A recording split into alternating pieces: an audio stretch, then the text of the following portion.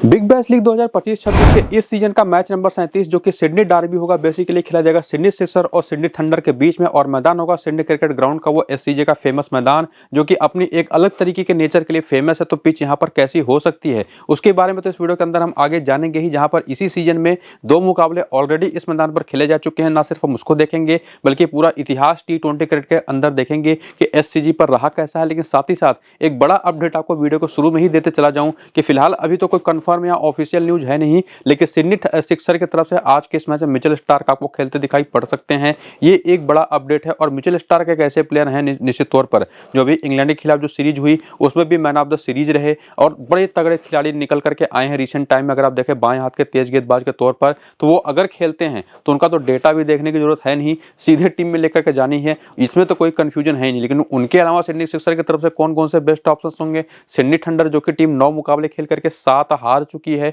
केवल 2 जीती है, जिसमें से पिछला मैच ये टीम जीती निश्चित तौर पर, जिसमें बारिश ने भी इनका साथ दिया और वो मुकाबला जीतने के बाद थोड़ा सा कॉन्फिडेंस तो इनके पास गेन हुआ ही होगा। हालांकि ये टीम टूर्नामेंट से ऑलरेडी बाहर हो चुकी है, इनका लीग स्टेज का और इस टूर्नामेंट का भी ये आखिरी मैच होगा। जबकि सिडनी सिक्सर की टीम के पास एक मौका है कि इस मैच को भी जीते, अगला एक और मैच जीत करके थोड़ा सा एक चांस बनाया अगले स्टेज में जाने का। 8 मुकाबले खेल करके 4 मैचेस जीती है, 3 हारी है, एक मैच इनका पिछला वाला वो बारिश में धुल गया। और जो 4 मैचेस ये टीम जीती है ना, उसमें से पिछला मैच जो कि बारिश में धुला उसके पहले के 3 मैचेस बैक टू बैक जीतते हुए ये टीम अच्छा मोमेंटम लेकर के यहाँ पर आई है। फिलहाल ये मैच जब 16 जनवरी को 1:45 पर खेला जाएगा एससीजे के उस मैदान पर, जिसके बारे में अभी आपको ने बताया कि 2 मैचेस यहाँ पर खेले जा चुके हैं, जिसके बारे में तो आगे हम देखेंगे कि उन 2 मैचेस में पेस को 32 विकेटें मिली हैं, स्पिन को केवल 7 विकेटें मिली हैं, लेकिन उसको हम अभी देखते हैं। फिलहाल तो आप पूरा इतिहास T20 क्रिकेट का इस मैदान पर अगर आप देखें तो जो टोटल 66 मैचेस इस मैदान पर खेले गए हैं उसमें से पहले बैटिंग करने वाली टीमों ने 31 मैचेस जीते हैं, बैटिंग सेकंड करने वाली टीमों ने 34 मैचेस जीते हैं,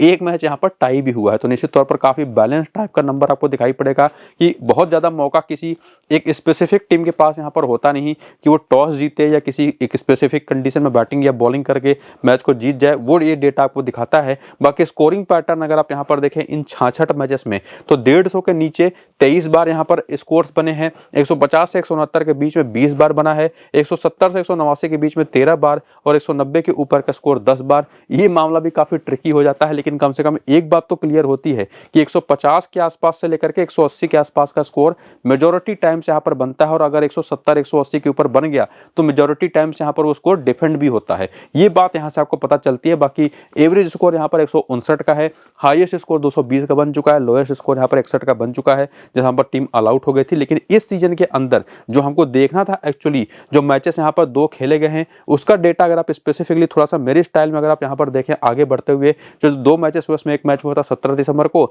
सिडनी सिक्सर और एडलेड स्ट्राइकर के बीच में, जहां पर सिडनी ने 159 रन बनाए 9 विकेट के नुकसान पर, 6 विकेटें पेस को गई, 3 विकेटें स्पिन को गई पहली इनिंग के अंदर और पहले 4 ओवर के पावर प्ले में 30 के स्कोर पर 1 विकेट गिरा। सेकंड इनिंग में उस स्कोर को बहुत ही आसानी से तो नहीं फिर भी चेज करते हुए एडलेड स्ट्राइकर की टीम जीत गई 3 विकेट से, 5 विकेटें पेस को गई, 2 विकेटें स्पिन को गई। पावर प्ले के शुरुआती 4 ओवर में 35 के स्कोर पर 2 विकेटें गिरी। और उसके बाद जो दूसरा मैच हुआ इसमें भी स्कोरिंग अगर आप देखें जहां पर सिडनी की टीम 144 के स्कोर पर ऑल आउट हो गई और उसके बाद मेलबर्न स्टार्स की टीम ने चेस करके 7 विकेट से मैच को जीता। एक चीज आपको कॉमन दिखाई पड़ेगी वो है शुरुआती 4 ओवर का पावर प्ले, जहां पर पेसर्स के लिए हेल्प रही है और ओवरऑल पेसर्स का डोमिनेशन खास करके पहली इनिंग में, जहां पर वो क्लासी स्पिनर्स भी गेम में आते हैं थोड़ा बहुत, चूंकि बड़ी बाउंड्रीज यहां पर होती हैं तो निश्चित तौर पर वो गेम में तो रहेंगे, लेकिन कौन से स्पिनर्स खास करके पेसर्स तो आपको नंबर से ही दिखाई पड़ रहा है कि ओवरऑल काफी बड़ा डोमिनेटिंग फैक्टर होते हैं। लेकिन जो इतिहास आपने अभी पीछे देखा जहां से कुछ खास क्लैरिटी आपको मिली नहीं कि किस तरीके की टीम या किस इनिंग में बैटिंग बॉलिंग करने वाली टीम को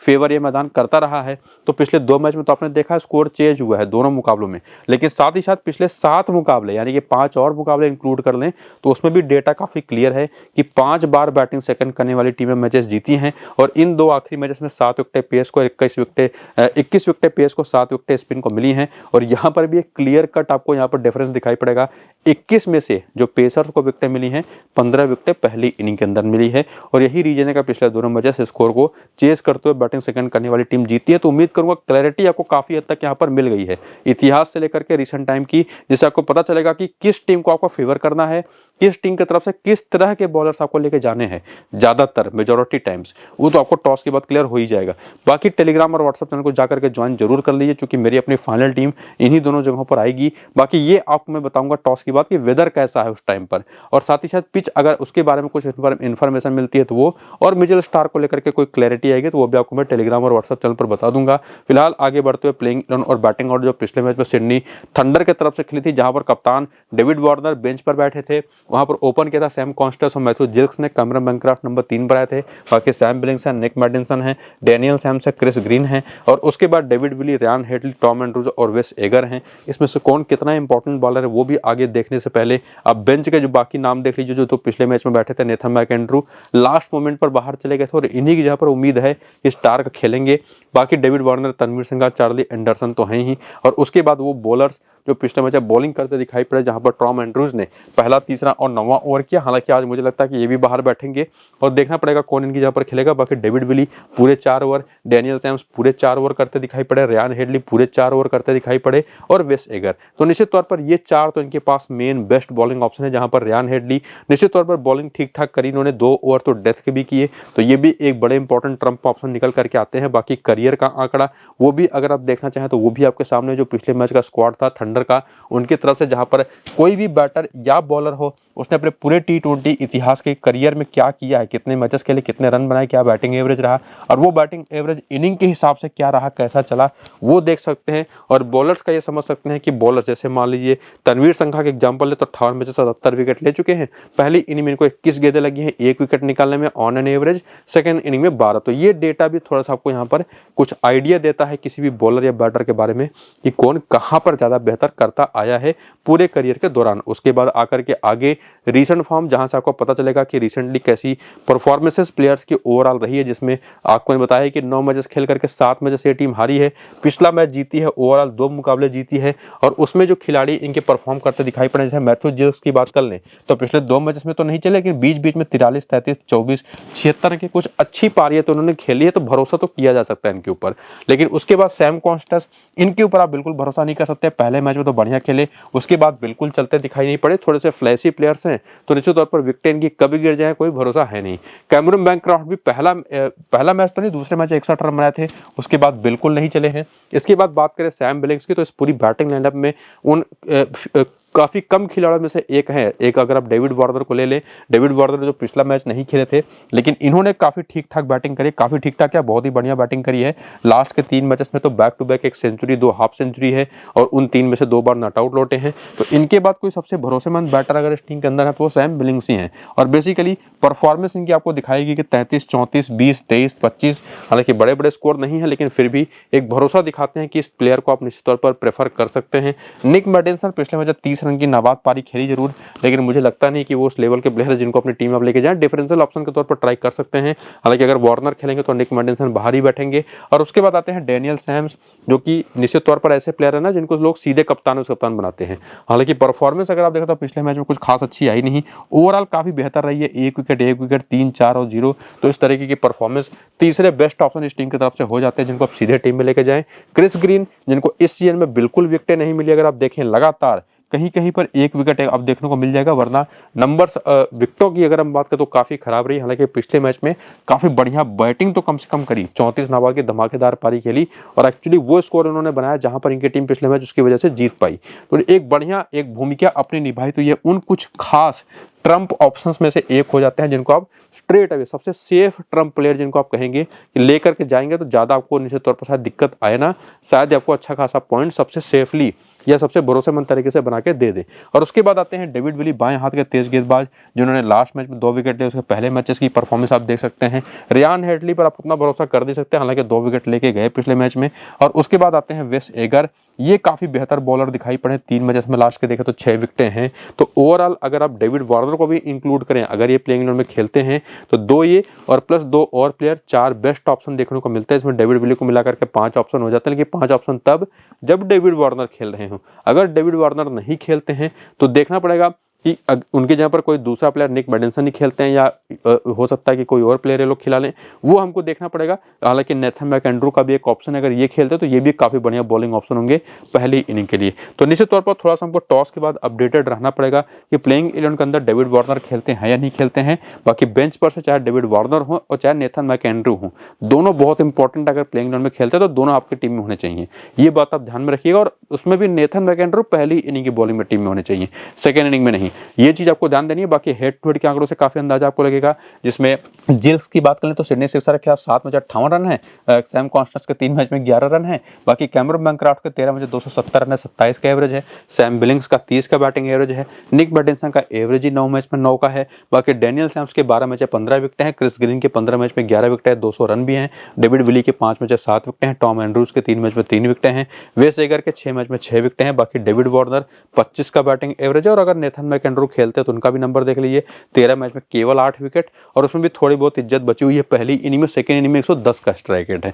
तो इसी वजह से मैं कह भी रहा था, हालांकि ये पहली इनिंग के ही थोड़े से बेहतर बॉलर हैं भी, और वैसे भी आपने पिच रिपोर्ट में पीछे क्या देखा कि पहली इनिंग में ही ज़्यादातर पेसर्स को यहाँ पर हेल्प रही है, हालांकि सेकेंड इनिंग के पावर प्ले में भी रही है, लेकिन पहली इनिंग में बॉलर्स ज़्यादा इंपॉर्टेंट हैं पेसर्स। बाकी वेन्यू के भी नंबर्स देखो तो यहाँ पर भी इनके दोनों जो ओपनर्स हैं, जिल्क्स हो गए चाहे कॉन्स्टेंस हो गए, पूरी तरह से फेल है, अंडर द 10 इनका बैटिंग एवरेज है। बाकी कैमरन बैनक्राफ्ट का 36 का एवरेज है, सैम बिलिंग्स यहाँ पर फिर से डोमिनेटिंग फैक्टर दिखाई पड़ते हैं, निक मेडिसन यहाँ पर ठीक ठाक खेल गए हैं, डेनियल सैम्स के आंकड़े यहाँ पर खराब हैं, बाकी क्रिस ग्रीन के 8 मैच 113 रन है, 5 विकेट हैं, टॉम एंड्रूज के 1 मैच में 2 विकेट है, वेस एगर के 2 मैच में 2 विकेट है, और अगर खेलते हैं वार्नर तो इनका भी एवरेज केवल 22 का है, और अगर खेलते हैं नेथन मैकेंड्रू तो ये भी 5 मैच 5 विकेट यहाँ पर ले चुके हैं। सारी विकेटें पहली इनिंग में आई हैं, सेकेंड इनिंग में अभी तक यहाँ पर इन्होंने बॉलिंग करी नहीं है। तो ये वेन्यू के भी आंकड़े काफ़ी हद तक वही सारी चीज़ें क्लियर कर रही थी जो आपको मैं रीसेंट फॉर्म के ही टाइम पर बता चुका हूँ। एक्चुअली आंकड़े मेरे लिए उतने इंपॉर्टेंट है नहीं, क्योंकि मुझे प्लेयर्स के बारे में काफ़ी हद तक क्लियर है, पिच रिपोर्ट्स में भी आप काफ़ी क्लियर कर दिया, लेकिन फिर भी चीज़ें देखनी जरूरी होती हैं,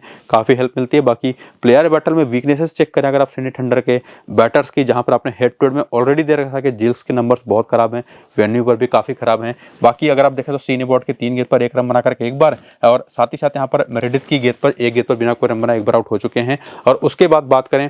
यहाँ पर कैमरन बैनक्राफ्ट की, तो सैम करन और यहाँ पर केन रिचर्डसन की गेंदों पर सस्ते में विकेट ये देते रहे हैं, 2-2 बार दोनों पर आउट हुए हैं। और बाकी यहाँ पर सैम बिलिंग्स की बात करें तो ये भी केन रिचर्डसन, हालांकि केन रिचर्डसन मुझे लगता नहीं कि खेलेंगे, लेकिन उनका नाम आपको बार बार दिखाई पड़ेगा। बाकी हेडन केयर जो कि निश्चित तौर पर मैथ्यू जिल्क्स के खिलाफ भी अपनी बाएं हाथ की तेज गेंदबाजी से पहली गेंद पर उनको आउट कर चुके हैं, वही हेडन केयर सैम बिलिंग्स को भी एक बार सस्ते में आउट कर चुके हैं। और उसके बाद जो बाकी बैटर्स हैं, चाहे वो निक मेडिसन और डेविड वार्नर जो कि निश्चित तौर पर खेलेंगे ही, ओली डेविस, इनके भी नंबर्स अगर आप देखेंगे तो सीन एबॉट, केन रिचर्डसन, अब तो जैक एडवर्ड्स भी, जो कि आपको ये भी मैं बता दूं कि ये दोनों टीमें आपस में भी एक मैच खेल चुकी हैं इसी सीजन में, और उसमें भी अगर आप देखें तो हार गई थी सिडनी थंडर की टीम, सिडनी सिक्सर की टीम जीती थी, जिसमें परफॉर्मेंसेस भी हम आगे देखते चलेंगे। बाकी बेन डॉर्सेस और केन रिचर्डसन के भी आंकड़े आप देख सकते हैं। बाकी सिडनी सिक्सर की टीम का प्लेइंग 11 और बैटिंग ऑर्डर, और यहाँ पर इनके बॉलर्स जो पिछले जब बॉलिंग करते दिखाई पड़े, चूंकि प्लेइंग 11 तो ठीक से दिखाई पड़ा नहीं, ब्लिंक हो रहा था, वो आगे आपको मैं फिर से दिखा दूंगा। बाकी बेन मेंडिस ने पिछले वाले मैच में 3 ओवर करे, 3 ओवर सीन एबॉट ने किया, सैम करन ने केवल 2 ओवर किया,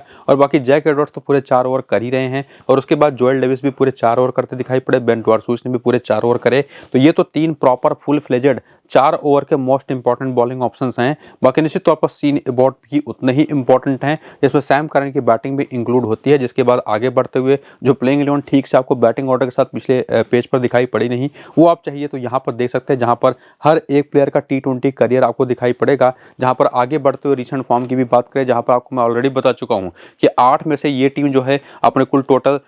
4 मुकाबले जीती है, 3 हारी है, 1 मैच बारिश में पिछला वाला धुला था, और जो मैच पिछला वाला बारिश में धुला था, आप देखिए बैटिंग ऑर्डर भी आपके सामने, Steven Smith Babar Azam open कर रहे थे, फिलिप नंबर 3 पर आए थे, उसके बाद Moses हेनरिके, Sam Curran, Lachlan saw खेले थे, जैक एडवर्ड्स पिछले वाले मैच प्लेइंग 11 में थे। और जैक एडवर्ड्स की बात हो ही रही तो इस सीजन में इन्होंने एक बार 5 विकेट भी जब लिया था ना, तो वो वही मैच था जो कि सिडनी थंडर के ही खिलाफ था, उसमें इन्होंने जबरदस्त तरीके की बॉलिंग करते हुए 5 विकेट लिए थे। जोएल डेविस ने उसी मैच में 3 विकेट लिया था, खतरनाक बॉलिंग करते हुए। हालांकि ये दोनों जो बॉलर्स हैं, चाहे वो जैक एडवर्ड्स हों और चाहे जोएल डेविस हों, बहुत ही कमाल की पूरी टूर्नामेंट की परफॉर्मेंस इनकी रही है। अगर आप देखें तो जैक एडवर्ड्स ने पिछले मैच भी 3 विकेट लिया, उसके पहले 1, 2, 0, 5, 2, 1 लगातार अपने बल्ले और गेंद जिससे भी मौका मिला है, कमाल की परफॉर्मेंस ना सिर्फ जैक एडवर्ड्स ने दी है बल्कि जोएल डेविस ने भी दी है। पिछले मैच भी 2 विकेट ले गए, उसके पहले भी लगातार अपनी लेफ्ट आर्म ऑर्थोडॉक्स बॉलिंग और राइट हैंडेड बैटिंग से जो भी मौका मिला कमाल की परफॉर्मेंस करते दिखाई पड़े। बाकी बेन डॉर्सेस, इन्होंने भी लास्ट मैच पर 4 विकेटें ली, उसके पहले भी 2 बैक टू बैक मैचेस में 2-2 विकेटें ले चुके हैं। और इवन शॉन एबर्ट जो अगर प्लेइंग इलेवन में खेलेंगे तो उतने ही इंपॉर्टेंट है। पिछले मैच तो विकेट नहीं ले पाए थे, लेकिन उसके पहले के 3 मैचेस जो उन्होंने खेले थे उसमें 6 विकेटें उन्होंने ली थी। तो कमाल के ऑप्शन इस टीम के पास है, परफॉर्मर्स इस टीम के पास है। और उसी में अगर आप जोश फिलिप की बात करें, फॉर्म तो हर एक प्लेयर का देखिए डेटा आपके सामने लिखा हुआ है, उसको पढ़ने की कुछ जरूरत तो है नहीं, लेकिन जोश फिलिप की स्पेसिफिक बात इसलिए करनी है क्योंकि ये जो 96 रन की पारी है इनकी, ये भी इनकी सिडनी थंडर के ही खिलाफ आई थी। तो कमाल की परफॉर्मेंस जो ऑलरेडी दे चुके हैं, पिछले मैच भी 35 रन बनाए थे, कंसिस्टेंटली रन बनाए हैं। बाकी बाबर आजम ने निश्चित तौर पर 2 इनकी इनिंग्स आई हैं 58 रनों की इस पूरे सीजन के दौरान, जिसमें से एक 58 रन इन्होंने भी, वो जो पहला वाला 58 रन है वो भी इन्होंने सिडनी थंडर के ही खिलाफ बनाया था। तो जो थोड़ा सा आपको डाउट था कि इनको लेके जाए ना जाए, थोड़ा सा आंसर तो आपको मिलता है। बाकी स्टीवन स्मिथ इतने बड़े प्लेयर इस टीम के अंदर हैं, इनको ड्रॉप करना तो निश्चित तौर पर काफी मुश्किल है। पिछले मैच खेल रहे थे 19 रन बना के नाबाद थे, उसके पहले भी शॉर्टर फॉर्मेट में इनका कैसा फॉर्म रहा आप वहां पर देख सकते हैं। ओवरऑल पूरी एनालिसिस के दम पर तो नहीं, लेकिन फिर भी केवल प्लेयरों का नाम अगर आप देख लें, परफॉर्मेंस इस सीजन के अंदर देख लें, तो ये 7 ऑप्शन तो आपको स्ट्रेट अवे मिल जाते हैं, जिसमें बाबर आजम, स्टीवन स्मिथ में से कोई एक आप ट्राई करिए। और बाकी भी आपके पास देखें तो सैम करन है, मोजेस हेनरिकेस हैं, ये 2 और बढ़िया ट्रम्प ऑप्शंस। तो स्ट्रेट अवे सीधे सीधे प्लेयर्स के चाहे आप नाम देख लीजिए, परफॉर्मेंसेस देख लीजिए, ये कुछ बेहतरीन नाम आपको सिडनी सिक्सर की तरफ से दिखाई पड़ रहे हैं ना, वो क्लियर कर देते हैं कि यही टीम डोमिनेट करने वाली है आज के इस मैच को भी, और काफी हद तक फेवरेट भी रहेगी। और उसके बाद आकर के हेड टू हेड के आंकड़ा देखें तो जैसा मैंने आपको बताया कि बाबर आजम ने एक मैच खेल करके 58 रन बना रखा है थंडर के खिलाफ, स्टीवन स्मिथ ने 6 मैच 205 रन बनाए, 51 का एवरेज है, फिलिप का बैटिंग एवरेज 26 से 39 का एवरेज है, मोजेस हेनरिकेस का, करन तो खेले नहीं, बाकी लचलन सॉ को छोड़ दीजिए, जैक एडवर्ड्स के 6 मैच में 11 विकेट हैं, 5 विकेट इस सीजन में भी इसी टीम के खिलाफ ले चुके हैं एक ही मैच में। बेन डॉर्सविस के 19 मैच में 21 विकेट हैं, जोएल डेविस के 3 मैच में 3 विकेट हैं, शॉन एबर्ट के 20 मैच में 26 विकेट हैं। तो आंकड़े आप किसी की भी देखिए थंडर के खिलाफ, सिडनी थंडर के खिलाफ इन सिक्सर्स के प्लेयर्स का वो कमाल का ही है बेसिकली। बाकी इस मैदान पर भी, सिडनी क्रिकेट ग्राउंड पर, यहाँ पर भी देखेंगे तो 57 का एवरेज स्टीवन स्मिथ का है, बाबर रन थोड़े से कमजोर पड़े, 28 का एवरेज है। बाकी जोश फिलिप का 31-25 का एवरेज है, मोजेस हेनरिकेस का, सैम करन के एक मैच में 1 विकेट है, जैक एडवर्ड्स के 15 मैच 233 रन है, 8 विकेट है, हालांकि इसको आप काउंट नहीं करेंगे, रिसेंट टाइम में अलग ही खिलाड़ी निकल करके आए हैं। बाकी प्लेयर्स के आंकड़ा शॉन एबर्ट के देखिए 48 में से 81 विकेट है, तो किसको ड्रॉप करेंगे? निश्चित तौर पर मेरा है जो एक हिसाब किताब रहेगा आज के इस मैच में कि बाबर आजम को अगर आपको लेकर के जाना है तो पहली इनिंग की बैटिंग में लेकर के जाइएगा, वरना अगर आप इनको ड्रॉप कर रहे हैं सेकंड इनिंग की बैटिंग में तो निश्चित तौर पर आप सैम करन को वहां पर प्रेफर करिएगा। और बाकी जो प्लेयर्स आपको बता चुका हूं, जैक एडवर्ड्स हो गए, जो बेन डॉर्सविस, जोएल डेविस और शॉन एबर्ट, जिसमें से शॉन एबर्ट निश्चित तौर पर जैसे इनके नंबर इस मैदान पर हैं उसको देखते हुए आप इनको ड्रॉप करना तो काफी मुश्किल है। और साथ ही साथ आपको मैं शुरू में बता भी चुका हूं कि मिचेल स्टार्क वो भी खेल सकते हैं आज के इस मैच में, तो वो भी एक बड़े ऑप्शन होंगे आज के इस मैच के लिए, जो कि निश्चित तौर पर स्ट्रेट अवे टीम में आएंगे। तो काफी मुश्किल होगा सिडनी सिक्सर की तरफ से किस प्लेयरों को लेकर के जाएं, लेकिन ये जो मुश्किलें हैं ना, ये आराम से सॉल्व होगी जैसे ही टॉस हो जाएगा, उसमें किस इनिंग में किस टीम की बैटिंग बॉलिंग होगी उसको देखने के बाद, जिसका इंडिकेशन आपको पिच रिपोर्ट में भी मैंने दे दिया था। बाकी प्लेयर बैटल देखेंगे तो बाबर आजम जो बाएं हाथ के तेज गेंदबाजों पर थोड़ा फंसते हैं इंडियन सब कॉन्टिनेंट के प्लेयर्स, डेविड विली की 22 गेंद पर 17 रन बना करके एक बार, और एक बार क्रिस ग्रीन की ऑफ स्पिन पर आउट हो चुके। बाकी स्टीवन स्मिथ, शादाब खान को तो छोड़ दीजिए, डेनियल सैम्स पर आउट हो चुके। और एक और अपडेट है, ये भी बता दूं, हालांकि ये कंफर्म अभी ऑफिशियली नहीं हुआ है, मिचेल स्टार्क तो निश्चित तौर पर आपको मैंने बताया, उनको मैंने बॉलिंग प्रैक्टिस करते हुए देखा था कुछ वीडियोस में, शादाब खान भी आज के इस मैच से अवेलेबल हो सकते हैं। ये भी एक अपडेट है सिडनी थंडर के लिए, मैं बताना भूल गया था शुरू में, लेकिन आपको बता दूं कि शादाब खान आज के इस मैच से, चूंकि जो श्रीलंका के खिलाफ सीरीज चली थी वो खत्म हो चुका है, अपडेट यही था कि 16 जनवरी से वो टीम को ज्वाइन कर जाएंगे, तो शादाब खान को भी खेलने के चांसेस बहुत अच्छे हैं आज के इस मैच में सिडनी थंडर की तरफ से। तो जोश फिलिप भी, डेनियल सैम्स को क्रिस ग्रीन पर आउट होते रहे, जिसमें खास करके क्रिस ग्रीन काफी बेहतर नंबर्स रखते हैं जोश फिलिप के खिलाफ। बाकी मोजेस हेनरिकेस, सैम करन और जैक एडवर्ड्स के भी आंकड़े आपके सामने हैं, जिसमें क्रिस ग्रीन, नेथन मैकेंडरू, वेस एगर, उनके नाम आपको बार बार दिखाई पड़ेंगे, और नेथन मैकेंडरू को पहली इनिंग की बॉलिंग में लेना ही है, ये भी बता दिया। क्रिस ग्रीन भी काफी अच्छे सेफ ट्रम्प होंगे, ये भी समझा चुका हूं पीछे। और अभी आपको मैंने बता ही दिया कि शादाब खान के चांसेस बहुत अच्छे हैं आज के इस मैच में खेलने के सिडनी थंडर की तरफ से, और साथ ही साथ मिचेल स्टार्क के खेलने के चांसेस काफी अच्छे हैं सिडनी सिक्सर की तरफ से। स्टिल पूरे वीडियो को देखने के बाद आपको क्लियर हो जाएगा कि फेवरेट तो सिडनी सिक्सर की ही टीम होगी। बाकी स्टार्क हो गए, शादाब खान हो गए, वो खेलेंगे या नहीं खेलेंगे वो आपको मैं टेलीग्राम पर बताऊंगा जैसे ही अपडेट आएगा। और बाकी मेरी अपनी जो फाइनल टीम बनेगी वो भी आपको मैं टेलीग्राम और व्हाट्सअप चैनल पर दूंगा, और बाकी अपडेट्स वेदर को लेकर के खास करके टॉस के बाद वो भी टेलीग्राम और व्हाट्सअप चैनल पर बताऊंगा। तो डिस्क्रिप्शन और पिन कमेंट पर लिंक है, जाकर के क्लिक करके ज्वाइन कर दीजिए, और उससे भी ज़्यादा बेहतर ऑप्शन है कि आप पूरा वीडियो देख लीजिए। फिलहाल चलते हैं, नमस्कार।